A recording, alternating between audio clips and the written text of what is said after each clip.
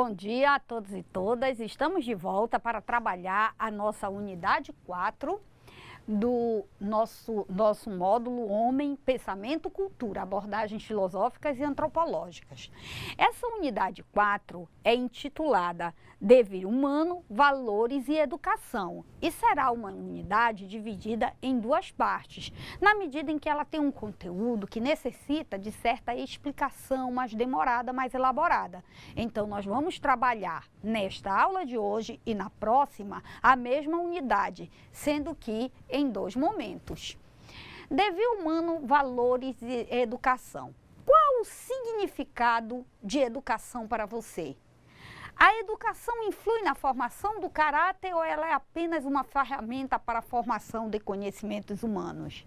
A partir dessas duas questões, nós vamos entender por que o ser humano encontra na educação a sua segunda natureza. E qual é a razão, qual é a necessidade, qual foi o motivo que levou o ser humano a ter na educação uma ferramenta para a construção dessa segunda natureza. Assim, nós vamos trabalhar nessa unidade a diferença entre valor e preço. Nós vamos entender por que nós vamos fazer a seguinte afirmação: o ser humano tem valor e todas as outras coisas têm preço.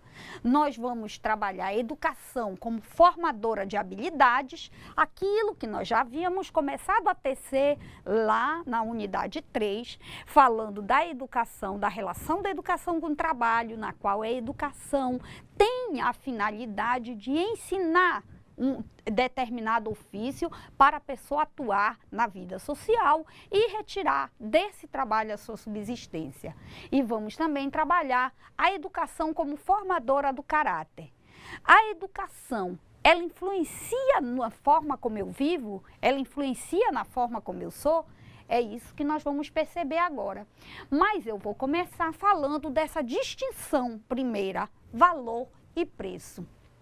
Ora, quando eu digo todas as coisas têm preço, somente o ser humano tem valor, eu estou me reportando a um sentido ético que o ser humano tem em detrimento de todas as coisas, né? Veja, o ser humano é a única coisa que não pode, é o único valor que não pode ser alienado, ou seja, não pode ser vendido. A gente percebe isso quando a gente está trabalhando, por exemplo, a questão da doação de sangue, da doação de órgão. Por que doação? E por que o doador tem que ser essa pessoa desconhecida? Eu não posso entrar em contato com o doador que vai me doar sangue ou que vai me doar um órgão.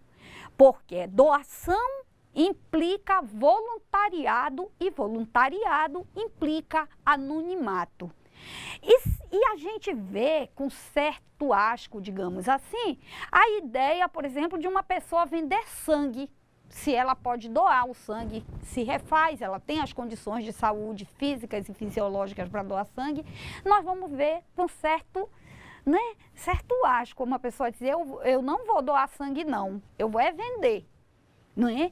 Então, por que isto? Porque nós vemos na vida humana um valor que não pode ser quantificado como mercadoria.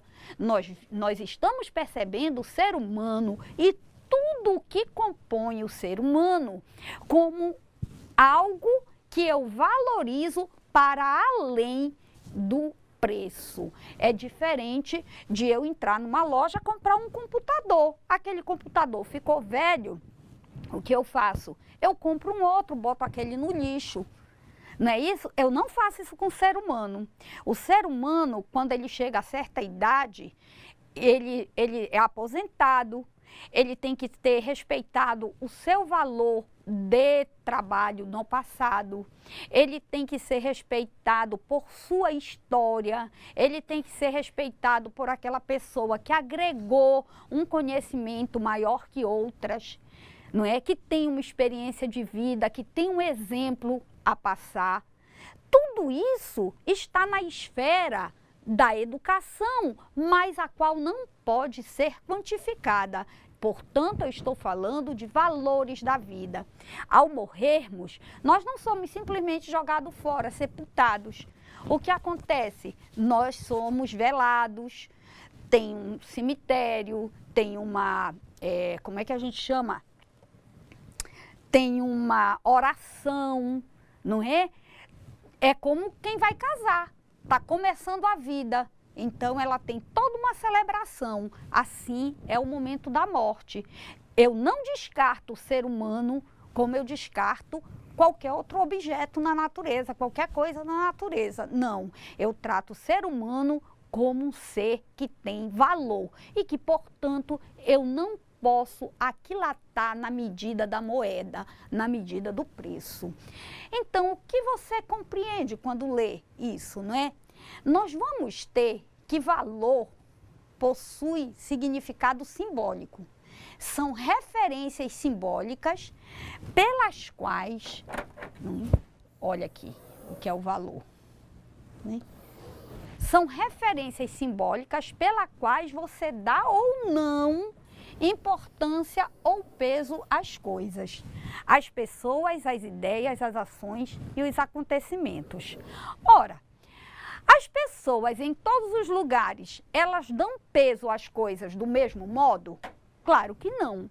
Elas são influenciadas por sua cultura, por sua escolaridade, por sua religião. Por exemplo, a Índia é um local onde a vaca é valorizada acima do ser humano. O que é que nós aqui no Ocidente pensamos disso? Como pode um animal, uma vaca, ter mais valor que eu, que sou ser humano?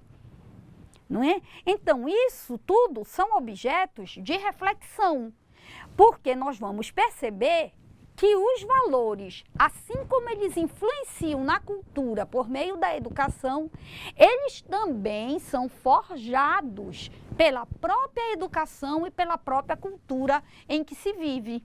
O exemplo está aí, o exemplo da Índia, que não vai valorizar o ser humano do mesmo modo que nós valorizamos aqui no Ocidente. Como é que a gente vai entender valores? Eu vou entender que existem diversos tipos de valores. Existem valores ideais e valores materiais.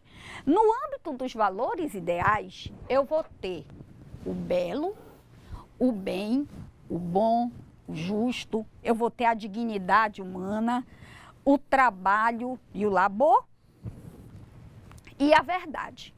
Eu vou chamar esses valores, todos estes aqui, de valores ideais. E por que eu chamo eles de valores ideais?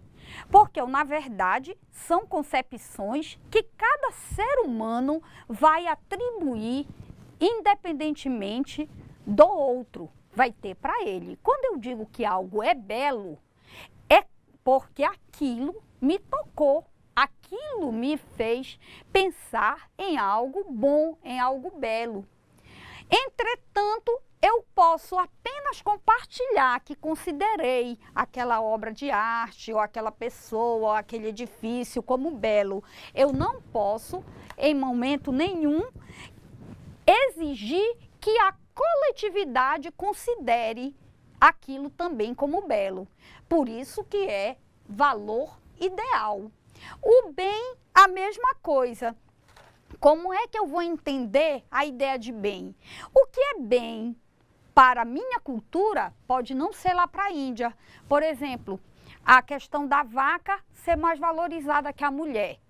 Eu não considero que isso seja nem bom, nem justo e nem digno, porque eu não entendo na minha razão, na forma da minha razão, como eu vejo as coisas, eu não entendo como que uma mulher que gera vidas, que trabalha, que tem participação social, vai estar abaixo de um animal. Então, só que a mulher indiana, muitas vezes, passa despercebido. Como ela já nasceu na contingência daquela cultura, para ela isso é normal. Ela não vai se ver abaixo da vaca. Ao contrário, ela vai ajudar a prosperar aquela cultura, aquela religião. E valores materiais? Valores materiais eu vou entender a vida humana, obras de arte, água, fonte de recursos não renováveis, as florestas e etc, e etc. Ora, veja bem, a vida humana, ela é um valor. Ela é um valor. Mas de que vida humana eu estou falando? Eu estou falando da vida humana que está estabelecida no mundo e eu reconheço que existe ali um ser vivo, um ser produtivo. Ah, professora, então a pessoa que está em coma, a vida dela não tem valor? Não. Ela deve ser tratada como este ser de dignidade, como este ser de valor, até que a vida dela realmente se extinga. E de todo modo, ela ainda vai, essa vida humana ainda vai seguir como história, tendo valor. Por exemplo, o nosso caso aqui, que estamos estudando ética, nós vamos ouvir muito falar em Aristóteles. Aristóteles viveu na Grécia antes de Cristo.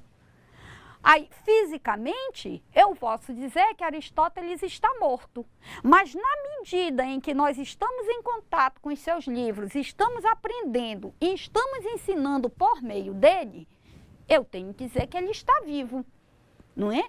E hoje, com a tecnologia, as pessoas vão se tornando cada vez mais imortais, né? Veja o exemplo das obras de arte que estão na internet. Essa aula mesma é uma aula que me torna, de certo modo, imortal, na medida em que, mesmo que eu não esteja aqui, ela pode ser transmitida inúmeras vezes. É o que acontece com as obras, os artistas. Há pouco tempo morreu José Wilke. Morre com ele a obra? Não. Se as novelas forem ser reprisadas, a imagem dele vai estar ali. Então, essa vida humana, quando eu reconheço que é uma vida, ela é um valor material, porque ela tem ânima, ela tem movimento. As obras de arte. A obra de arte também é um meio de se imortalizar a própria vida cultural humana, né? Existe um filósofo chamado Max Scheler. Ele era teólogo. Ele escreve um livro interessante chamado, né, A Vida Eterna. Acontece que quando a gente fala desse título, as pessoas pensam que ele está se referindo à vida no reino de Deus, à vida depois da morte, à vida da alma. Mas não. Max Scheler vai dizer que a vida é eterna na medida em que, apesar de eu não existir mais, outros vão seguir existindo. A morte passa a ser apenas para aquele indivíduo, mas a vida humana como espécie, ela é eterna, ela não acaba nunca. E isso volta lá o nosso primeiro modo no Devir, quando nós falávamos aqui que o ser humano é condenado à evolução. Ele está sempre evoluindo. Nesse sentido, a vida é eterna, porque jamais o ser humano vai se extinguir, ele vai sempre permanecer. Agora, a água. A água é um valor material. Entretanto, assim como os recursos não renováveis e as florestas, a água pode vir a acabar do planeta. E quem é que vai se responsabilizar pela durabilidade desses valores? Quem é que vai tomar conta disso? Nós, seres humanos. Porque a nossa capacidade racional, ela existe para que nós nos mantenhamos e nos construamos como seres responsáveis. Nós não podemos fugir da responsabilidade com o ambiente e com os valores, tanto ideais e principalmente com os valores materiais, como a água, fontes de recursos não renováveis e as florestas. E por que nós não podemos fugir dessa responsabilidade? Porque nós somos educados para preservar. Mas eu não preservo só para mim, eu tenho que entender que eu preservo também para as gerações futuras. Ora, todo ser humano que nascer agora e daqui para frente, ele vai precisar de água. todo ser humano que chegar na Terra hoje ainda vai precisar de energia elétrica, vai precisar de petróleo, pode precisar de carvão, de uma série de recursos não renováveis. Então eu tenho que entender que eu não posso gastar tudo. Todo ser humano que chegar hoje na Terra, ele precisa respirar. E ele tem direito a respirar um ar mais puro, um ar melhor, ter um ambiente refrescado por florestas. Então eu não posso, em detrimento do meu desejo, acabar com as florestas. Ao contrário, eu sou responsável exatamente por manter esses bens, né, esses valores materiais constantemente existindo para atender não só a mim, mas as gerações que virão. Como é que eu faço isso? É entendendo que também os valores são construídos social e culturalmente. E você participa da construção e da transformação deles, aceitando ou não aceitando os valores ensinados a você. Ora, essa palavra, construção e transformação, me chamou a atenção para uma coisa. Veja, lá no século XVII, quando a gente falou do Francis Bacon, ele dizia, conhecer a natureza para dominá-la. Não era assim que funcionava? Foi essa máxima que a gente trouxe, né? Foi, o homem tinha que conhecer a natureza para dominá-la, para transformá-la, não é? Entretanto, ele coloca aqui a questão cultural, não é? E vai dizer que nós aceitamos ou não os valores ensinados. Veja, hoje, nisto que nós vamos chamar espaço ecológico, momento ecológico, nós não podemos ser egoístas e pensarmos que a natureza está à nossa disposição. Ela continua lá, na situação dela, mas nós não podemos apenas usar, apenas transformar, apenas intervir e dominar. Nós temos que entender que para nós vivermos nisto, que é a condição humana, como vai dizer Hannah Arendt, nós temos que preservar. E isso requer o quê? Requer uma construção social baseada numa educação que preveja a vida com importância global e não só a vida humana como um valor, mas aí ela vai ter que expandir, ela vai ter que ver a vida natural como um todo num valor só, num valor único. Por quê? Porque eu sou ser humano, eu dependo do ambiente. O ambiente pode não depender de mim, mas eu dependo dele. Então, quem é que tem que cuidar? Sou eu, que sou a parte mais fácil de se extinguir nesse processo. Valoramos com base no que sentimos, olha aqui a nossa educação surgindo de novo, e com base no que aprendemos com os outros, nas condições em que vivemos. Aqui deu um tiltzinho, né? Nesse slidezinho, que ficou que. Na verdade, é nas condições em que vivemos, ok?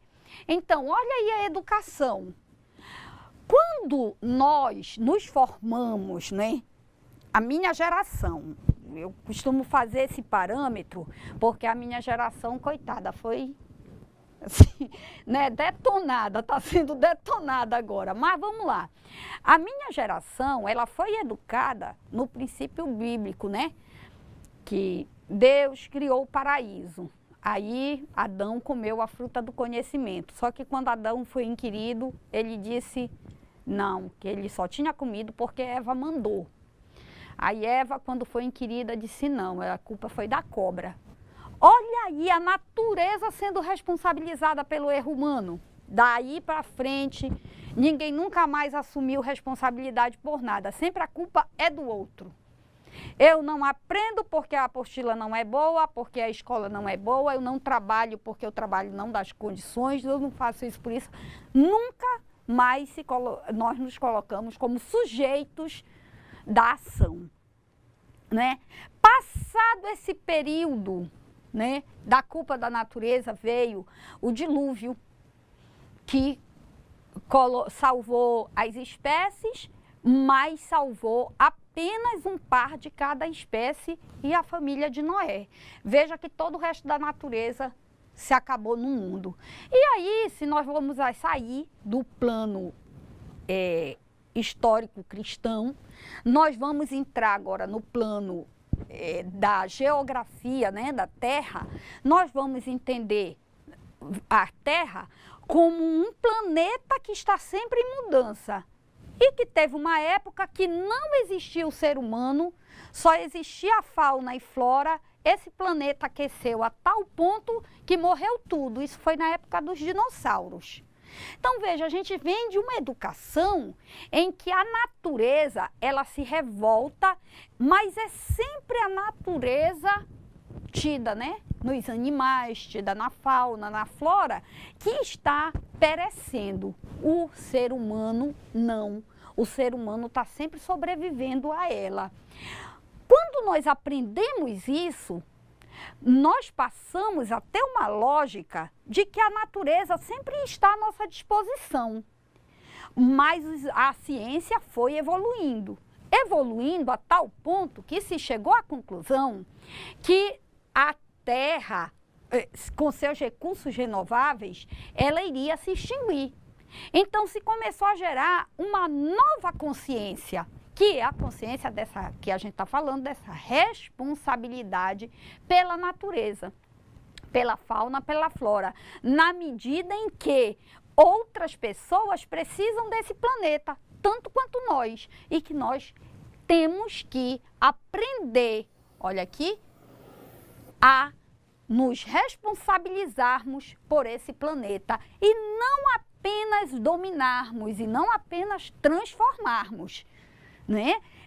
Tanta tecnologia, nós vamos ver o que é que nos espera. Quando eu começo a pensar nessa questão dos valores, eu tenho que criar uma estética. O que é uma estética? Quando a gente fala em estética, a gente pensa assim, um salão de beleza, uma loja de roupas bastante elaboradas, que vão o quê? Melhorar a aparência das pessoas. Mas a estética, o valor estético, é algo que eu realizo com o meu pensamento. Ou seja, através da reflexão, eu começo a modelar um novo modo de ver as coisas. Veja, com a evolução das ciências, se foi melhorando a relação do ser humano com a natureza. Se foi entendendo que ele não pode só dominar, só transformar, que ele tem também que preservar. Isto foi o que? Um agregado, um valor estético. Hoje passa-se a se pensar na natureza como algo que deve ser preservado. O que aconteceu? Melhorou, não é? A ideia e a realidade sobre o mundo, né? Então, o que é o valor estético? Consideramos valor estético a forma melhorada como as ideias e realidade sobre o mundo se nos apresentam. Então, eu tinha que a natureza era algo que eu dominava, que eu transformava, mas agora acrescentei com o pensamento, com a reflexão, com a ciência, com a educação, eu acrescentei outra coisa. Eu acrescentei que a natureza deve ser preservada. Isto é o quê? Um valor estético que eu agreguei. E o que é o valor ético ou valor moral? O comportamento considerado correto para a vida social é chamado de moral e a valoração da moral é chamada valoração ética. Ora, a vida social, ela é uma vida que ela precisa de ordenamento. Todos nós estamos aqui cumprindo um horário, então tem a hora de chegar, tem a hora de sair para almoçar, tem a hora de retornar e a hora de finalizar o dia. Tem as metas a cumprir, os planos para entregar, tudo é regulado. E por que que é necessária essa ordem?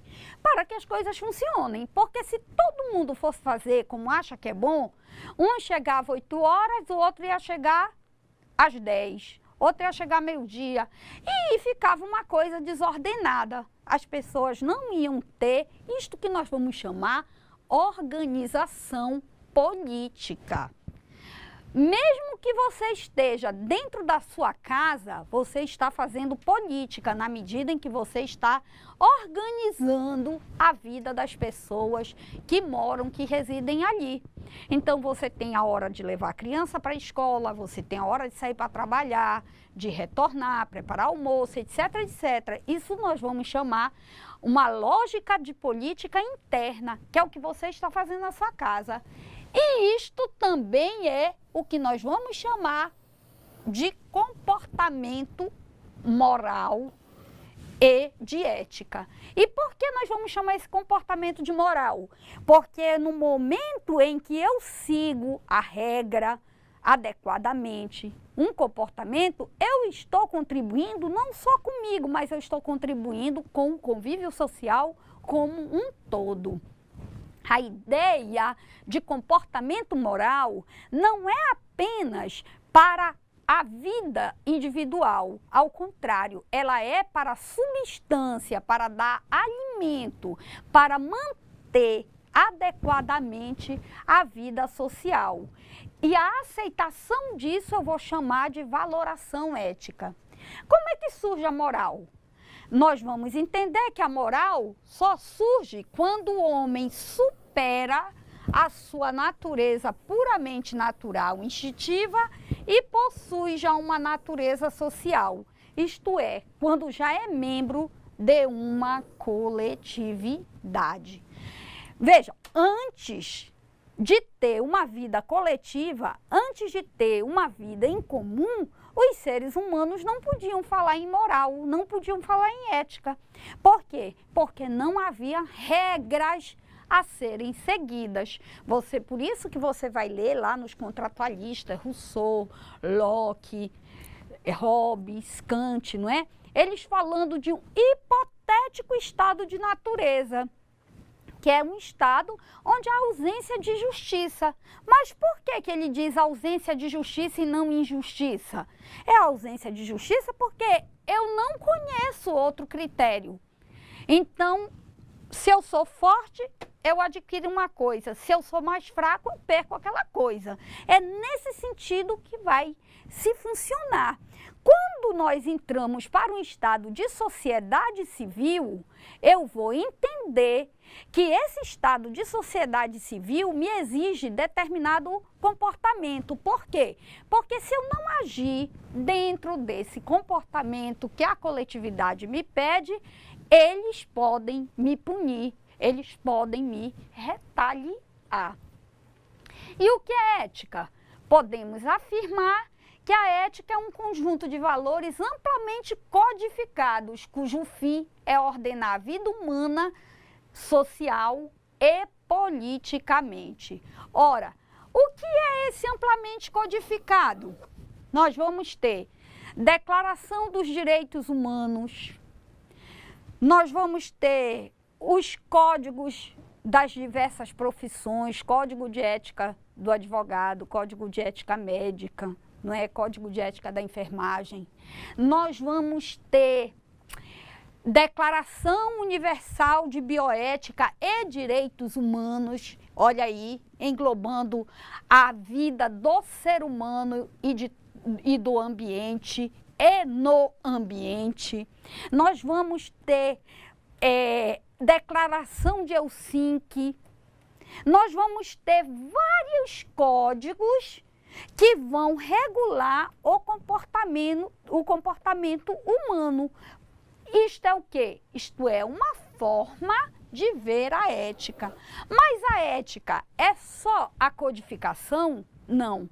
A ética é também um processo subjetivo, em que o ser humano, o próprio ser humano, identifica quais os princípios, quais os valores que são importantes para regulamentar, para regular e dirigir a sua vida, tanto política quanto socialmente.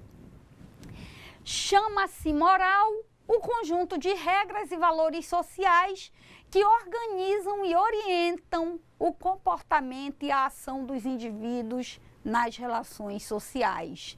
Ora, a organização da vida social, ela não pode se dar sem um código. Tá aí um código que eu gosto muito de lembrar, é o Código de Trânsito.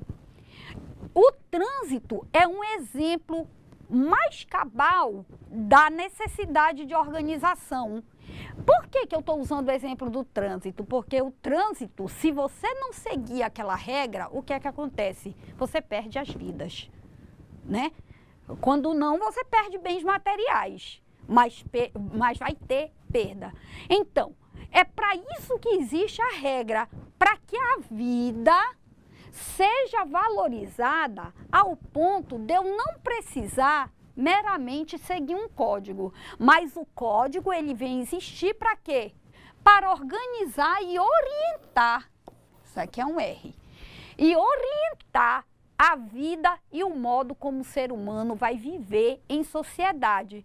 Ora, se não tivesse o Código de Trânsito, saía um pela direita, outro pela esquerda, aquela bagunça, um entrava no sinal. Por exemplo, hoje, pela manhã, o sinal aqui perto do estúdio do IFRO, ele deu problema. Então, todo mundo estava assim, chegando perto do sinal, parando, olhando devagarzinho quem é que ia seguir, quem é que ia entrar. Por quê? Causa problema, o sinal está falhando. Causa problema porque se a pessoa vem numa velocidade exagerada, ela de certo está correndo risco de provocar ou sofrer um acidente. Então, é preciso que as coisas em sociedade também sejam organizadas. Mas quando nós falamos de ética ou moral, nós estamos falando de um plano de organização que é muito maior, que é o plano de organização política. É o plano que diz como as pessoas vivem e como elas devem se relacionar e agir em sociedade, a fim de que a sociedade se torne produtiva e garanta a vida boa de todos os cidadãos e cidadãs. É assim que funciona. Considerando que os valores são ensinados e a ética e a moral aparecem como componentes curriculares nas diretrizes escolares, vamos entender que os valores são ensinados. Mas quais são as bases desses valores? Quais são os valores que eu ensino? Numa resposta breve, podemos dizer que a base do ensino ético e moral é a reflexão. Eu tenho que pensar para mudar. Nós, seres humanos, temos que entender o seguinte: nós nascemos dotados de razão, exatamente para fazermos diferença. Se eu penso, é porque eu quero melhorar ou modificar uma situação que não é tão boa. Várias questões nós já melhoramos nisso. Uma grande evolução aqui para responder, mas para que refletir? Sobre o que refletir? Uma questão muito interessante é a própria evolução dos direitos humanos. Os direitos humanos são todos uma consequência, não é, da reflexão que o ser humano faz sobre a sua própria postura no mundo e diante do mundo. O progresso moral. A história nos apresenta uma sucessão de morais que correspondem às diferentes sociedades que se sucedem no tempo. Mudam os princípios e as normas morais, a concepção daquilo que é e daquilo que é mal. Veja que o Vasque está dizendo aqui que o tempo também opera no sistema de valores. Teve uma das nossas aulas, quando nós falávamos da cultura e da educação, em que nós citamos o exemplo da Carlota Joaquina, que criança foi desposada por Dom João VI. Veja que no tempo, com o tempo, se percebeu que aquela prática não poderia seguir ocorrendo. E aí, hoje, é proibido menor só casa se for autorizado pelos pais, e tem todo um processo legal para dar conta dessa situação. Então, o progresso moral do ser humano, ele também é modificado ao longo do tempo. Mas por que ele é modificado ao longo do tempo? Porque novas gerações vão chegando com novas ideias, novos pensamentos e novas reflexões e vão mudando algumas teorias antigas. Podemos perceber que a educação reflexiva acha-se na base, olha aqui, da formação moral de um povo, como construtora de mentalidades e desmontadora de outras. Veja que a educação, ela constrói uma mentalidade e desmonta outra, como nós falávamos da natureza. Hoje, a natureza é um objeto de responsabilidade e preservação, e não mais de uso. Chegamos a esse ponto como? Com a educação reflexiva. Chegamos nesse entendimento como? Com pesquisas, ou seja, com o uso da razão reflexiva. Foi isso que fez com que nós desmontássemos a ideia de que a natureza devia ser dominada pelo homem, devia ser modificada pelo homem, e passamos agora a mentalidade de que a natureza é um valor e que, portanto, ela deve ser preservada. Né? Educação como formadora do caráter. Vamos perceber que a educação, assim entendida, não se dirige apenas ao ensino de competências e habilidades. A educação é também a ferramenta principal na formação do caráter individual e coletivo. Ora, mas como é que eu formo com a educação? Ora, nos exemplos, não é? Eu vejo as pessoas se comportarem, as famílias reagirem, como a criança vive hoje, e isso tudo vai me dando condição de modelar o caráter individual e coletivo. Hoje a criança, ela vai para a escola, ela aprende a colocar a plantinha. Na minha geração, a gente só fazia isso no dia da árvore, no dia do índio, a gente se pintava, não é? Tinha essas brincadeirinhas na escola, mas hoje não. Hoje tem escolas que possuem sua própria horta para que as crianças preservem, cultivem, não é? Aquilo ali. Desse modo, nós vamos passar para as atividades e reforçando que nós vamos pedir para o nosso aluno, nessa atividade em especial, que ele prepare pequenas redações. Essas redações, eu volto a afirmar, elas têm o interesse de fazer você já ir melhorando o seu pensamento, a sua escrita, para você fazer um bom memorial e ter uma boa aprovação ao final do curso. No mais, nós vamos estar aqui para tirar suas dúvidas sobre a atividade, fazendo com que você reflita sobre o papel do valor na formação humana por meio da educação. Como é que nós entendemos que algo é um valor ou não? O que isso nos afeta simbolicamente? Desse modo eu me despeço e nos encontraremos logo mais. Tudo de bom a todas e obrigada.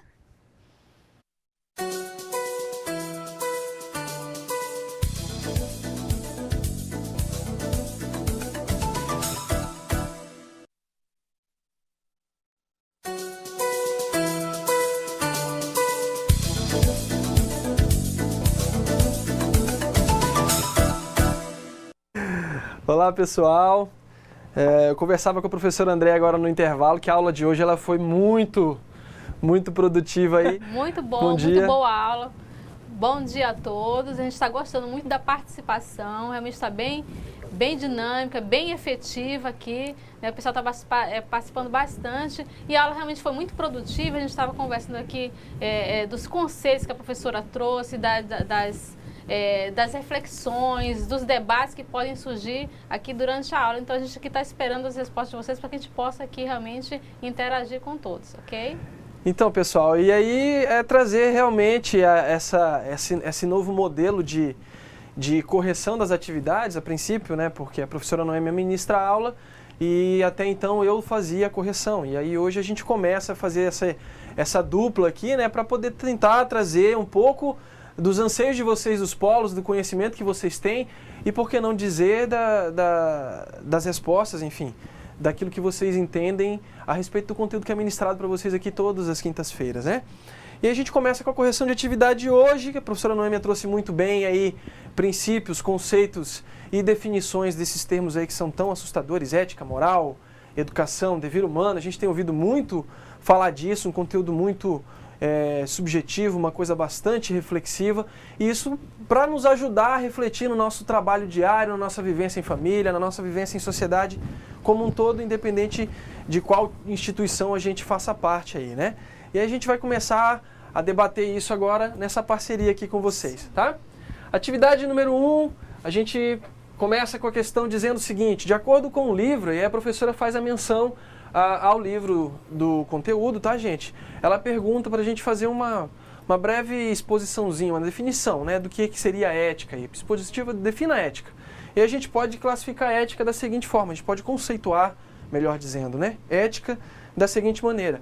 Podemos afirmar que a ética é um conjunto de valores amplamente codificados, tá? Valores, marco, e codificados, marco. Como vocês podem ter visto, a professora também traz uma outra vertente, né? Uma outra dimensão de entendimento do que seria aí esse termo, ética, né? Não só codificados ela falou na aula de hoje, mas a resposta a gente traz um conteúdo ministrado que diz que é codificado, cujo fim é ordenar a vida humana social e politicamente, né? A priori, evidenciar aquilo que a professora Noêmia falava na aula de hoje, né? A gente precisa da ética para que isso norteie, de uma certa forma, para que os padrões, os valores, aquilo que é estabelecido através da ética possa ser um parâmetro, um norte, um caminho pelo qual nós nos aproveitamos, aí, nós utilizamos para fazer, viver o nosso cotidiano, viver a nossa vida e fazer a interação, enfim, nos diversos espaços onde nós perpassamos ao longo da nossa vida, né? Essa é a resposta da questão de número 1. A questão de número 2, antes que a gente passe para ela, é pedir para vocês, se tiverem alguma posição, a gente pediu para vocês a interação nas questões de número 3 e 4, sobretudo, tá? Mas não impede que vocês colaborem aí também, e se for preciso der tempo, a gente tem um tempo corrido aqui, a gente volta na questão de número 1 e apresenta qualquer conceito, dúvida ou, enfim, resposta que vocês tiverem aí no polo também, tá? Então essa é a resposta nossa aqui para a questão de número 1. Questão de número 2, vamos lá? Ela diz o seguinte: dê exemplos de dois valores, tá? Dois valores materiais e de dois valores ideais. E aí eu me reporto à aula da professora Noêmia novamente, onde ela trazia uma cartela de valores ideais e na sequência ela discutiu bastante e com bastante propriedade dos valores materiais, né? E eu diria, por que não, aproveitando o ensejo, né, por que não naquela cartela de valores ideais não colocar aí honestidade, né? A priori é uma colocação minha, tá? Bom, a gente tem aí, dentro dos valores materiais, nós citamos aqui como resposta vida e água como possíveis respostas aí para a questão, tá? E dos valores ideais nós temos aí o belo e a justiça, que são valores ideais, como o próprio nome diz, são valores que nós devemos buscar cotidianamente, devemos alcançar devemos tentar, né, alcançar diariamente, tá? A questão de número 3, e agora a gente gostaria de tratar com vocês um pouco sobre isso, antes de eu passar para a professora Andréia, que já tem algumas respostas do pessoal dos polos, eu vou fazer a leitura da questão, tá, gente? Questão de número 3, ela diz assim: realize uma pequena redação, elabore, confeccione, escreva uma pequena redação sobre o tópico 4.2, que fala sobre valoração estética, expondo, primeiro, o seu entendimento sobre o termo estética. E aí eu gostaria de chamar a atenção de vocês para que vocês não percam de vista o norte, né, o horizonte que a professora Noêmia apresentou hoje durante a aula de hoje. Ela fala um pouco sobre estética, fazendo um comparativo da estética pura e simplesmente tal como nós a conhecemos, aquela coisa que é utilizada para se referir à aparência física, né? E ela utiliza esse conceito para aplicar no campo da ética. Como você vai tratar a estética aplicada à ética, que é a segunda parte, que diz o seguinte: você também deve considerar como você distinguiria a estética da ética, né? E aí, passar para a professora Andréia e ver o que os polos estão apresentando para a gente, professora Andréia. Bom, nós tivemos várias participações aqui. Eu vou começar com a tutora Juliela, de Espigão do Oeste. Ela colocou na questão 3, partindo do pressuposto que estética e ética são um dos valores inerentes aos diferentes aspectos da vida, entendo que a estética é a parte lúdica e perceptível através da sensibilidade natural do ser humano, enquanto a ética está presa aos princípios morais que ditarão o nosso comportamento social ao expressar o mundo estético. Esse é o polo do Espigão do Oeste. Quem deu essa resposta foi o Givaldo, aluno da nosso cursista, né, que daqui a professora está passando as respostas para a gente. A gente também tem a participação da tutora Ana Paula, né, que ela trouxe uma resposta aqui dos cursistas. Na questão 4, a educação pode acontecer não apenas pela escola, mas também pela família, que é a educação empírica, assim os bons valores e a ética que devemos seguir para viver melhor em uma sociedade. Nós, como educadores, desempenhamos um importante papel na formação de caráter das crianças, pois elas tendem a seguir o modelo dos adultos, tá? Tivemos também outras participações da tutora Vaneide, da tutora Ivaneide, que ela é a tutora de Alta Floresta. A questão 3, a ética é um valor. Só que tem muita resposta. Que bom. A gente muitos questionamentos, está chegando aqui. Tutora Ivaneide, ela diz que a resposta da questão 3 foi da aluna Emília Discher, ou Deicher, tá? Vamos aqui na questão 3. A ética é um conjunto de valores amplamente codificados, ok? Então, gente, vamos mandando as respostas, vamos mandando que o questionamento realmente é amplo. Então, nós estamos gostando realmente da participação de vocês, que contribui muito para a nossa aula, né? E aí, fazer a reflexão das respostas. Parabéns, Givaldo, aí do polo de Espigão do Oeste. De Espigão do Oeste, que deu uma contribuição espetacular aí, contribuindo, casando com a aula espetacular também de hoje, né? E aí também fazer essa reflexão de educação. E a gente vai reportar essa atividade na próxima questão, tá, gente? Mas a priori é entender um pouco essa coisa da estética aplicada à ética, como nós distinguimos isso a partir daquilo que foi ministrado hoje pela professora Noêmia, né? E aí a gente faz a reflexão. Eu conversava com a professora Andréia no intervalo onde vocês faziam as atividades e a gente discutia um pouco como entender a aplicação do conceito de estética, né? Essa coisa... como seria entendida a estética trazida para uma coisa mais aplicada ao campo da ética, né?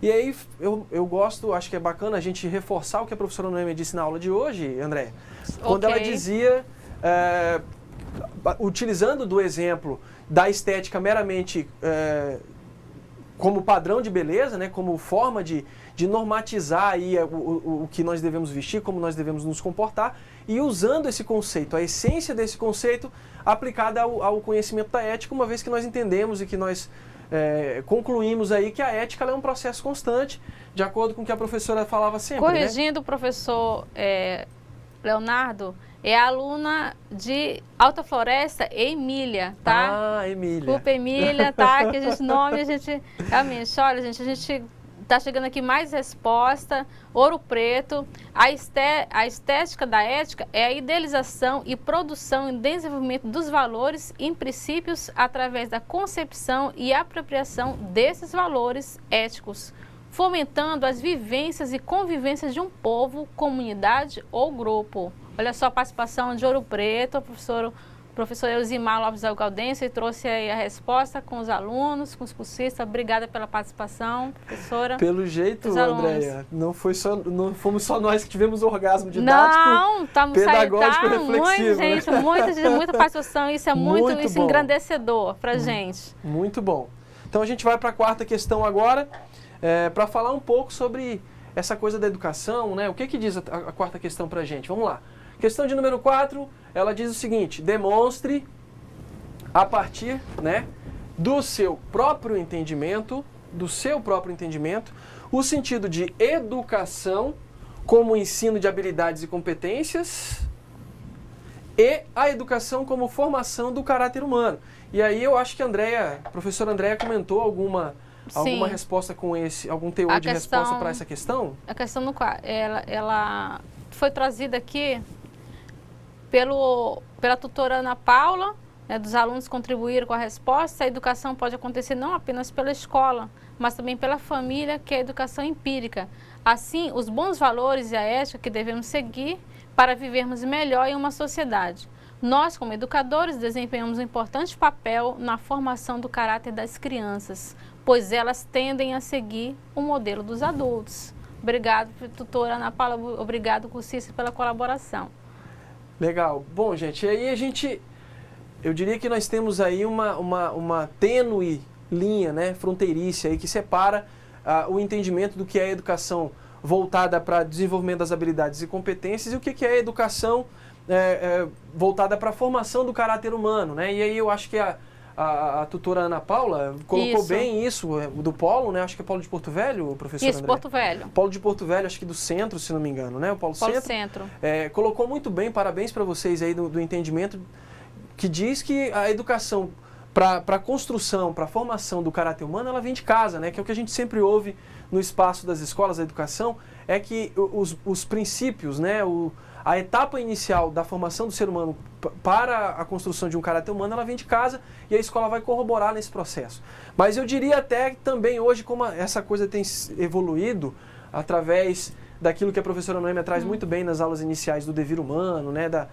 Do ser humano como agente ou como sujeito da transformação que é inevitável. Isso vem evoluindo de uma maneira tal que a escola acaba adotando também essa estrutura de educar para a formação do caráter humano, uma vez que nós temos aí, por exemplo, acho que dá para contribuir na reflexão de vocês, a quebra do modelo familiar fora dos muros da escola, né? Onde se tinha o modelo da pessoa adulta, do pai, da mãe, para fazer essa referência, você passa a perder isso com essa evolução e acaba transferindo esse processo, acaba transferindo um pouco da responsabilidade da formação do caráter humano para o ambiente escolar, para os professores que também passam a assumir essa responsabilidade. E eu acho que é uma coisa que é bacana a gente trazer na aula de hoje, né, professora? Ok, tem mais uma contribuição aqui da questão 4. A educação como ensino de habilidades e competências é um direito da população para que todos possam participar da vida pública e ter acesso aos direitos como cidadão. Já a formação do caráter humano pela educação é uma consequência da transformação humana, dever humano, pela educação recebida e do conhecimento absorvido. É o polo do Espigão do Oeste que deu essa contribuição maravilhosa aí com a nossa questão. Parabéns. Obrigada, gente. O Espigão do Oeste também, que parece que também chegou ao ápice da aula de hoje, né? Exatamente. Bom, gente, vocês entenderam tudo. Eu acho que é bacana essa reflexão das competências humanas. Eu acho que habilidades e competências, a formação para a construção, né, das habilidades e competências, porque hoje nós temos um mercado de trabalho exigente, um mercado de trabalho que a cada dia que passa evolui e com ele nós precisamos evoluir. Eu acho que alguém falava no chat hoje a respeito da importância, por exemplo, do pró-funcionário. Acho que na aula da professora Andréia, quando ela corrige as atividades, alguém falava da importância desse curso do pró-funcionário como uma ferramenta de qualificação e aperfeiçoamento de vocês que estão aí nas pontas fazendo o trabalho de educar, o trabalho de conscientizar, de construir, de formar, como uma forma de qualificá-los para esse mercado que a cada dia que passa é mais exigente, né? Então a gente passa a ter uma mudança, ou seja, um processo que antes era estagnado, a sociedade em volta da escola ela evoluía e a escola estagnou. Hoje nós começamos a vivenciar um processo onde a escola começa também a fazer parte desse processo evolutivo. Professor, né? Leonardo, estão dizendo aqui que estão tendo um êxtase também lá em Espigão do Oeste. Agradecendo aí por ter lido a resposta, que realmente é um êxtase de prazer ver reconhecida aí a resposta de um aluno, né, de um polo, né? O Espigão do Oeste deu essa contribuição aqui pra gente. Que legal. Okay? Parabéns, gente. Vocês estão de parabéns pela forma como vocês absorveram a aula de hoje. A professora foi excelente no ato de ministrar o conteúdo, nas formas que ela procurou para tentar fazer vocês, para nos tentar fazer entender o conteúdo, né? Então, professora, é isso. Acho que por hoje a gente Exatamente. encerra. Tem mais alguma contribuição? Tem, aqui de Ouro Preto, também o doutor Eximar. Pensemos na educação global como novo perfil estético, né? E também a tutora Ana Paula, do Polo Centro, ela disse que gostou muito da dinâmica da aula, que ficou realmente mais, bem mais, que valoriza bem mais o aluno. Legal. Vocês todos que são maravilhosos, né? Obrigado, gente. Então a gente encerra com a reflexão do professor Elzimar, de Ouro Preto, né? De professora pensar, Elzimar. Isso, da professora Elzimar, de pensar a educação global como um processo estético para a gente evoluir aí. Gente, obrigado pela participação de vocês hoje. Obrigado, André, pela colaboração. E pelo jeito esse casadinho vai continuar a partir de agora, deu tá? Certo, né? Até a próxima, gente. Muito obrigada. E desculpa se não li alguma resposta, porque realmente estão chegando muitas respostas. A gente acaba deixando algumas de lado, mas desculpa, da próxima a gente vai tentar, né, ler todas, né? Isso. Gente, obrigado mais uma vez de vocês estarem conosco. Até a próxima aula e aproveitem o dia.